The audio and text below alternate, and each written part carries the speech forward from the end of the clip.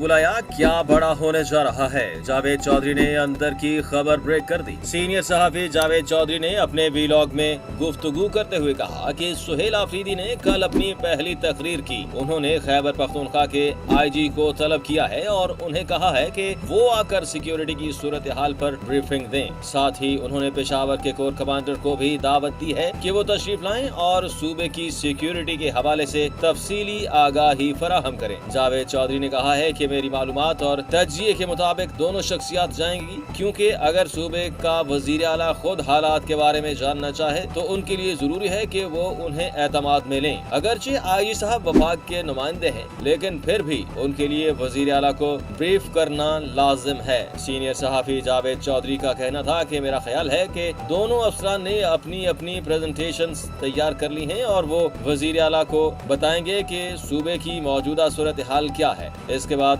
जो फैसला वजीर आला करेंगे वो इसी ब्रीफिंग की बुनियाद पर होगा। इम्कान है कि वजीर आला एक दो मरतबा ये फैसला जरूर करने की कोशिश करेंगे कि जारी ऑपरेशन रोक दिया जाना चाहिए, मगर उन्होंने ऑपरेशन रोकने का फैसला किया और कल को हालात मजीद खराब हो गए तो उसकी जिम्मेदारी भी इन्हीं पर आयद होगी, क्योंकि खैबर पख्तूनख्वा के हालात निहायत पेचीदा हैं और ये कोई आसान मामला नहीं है।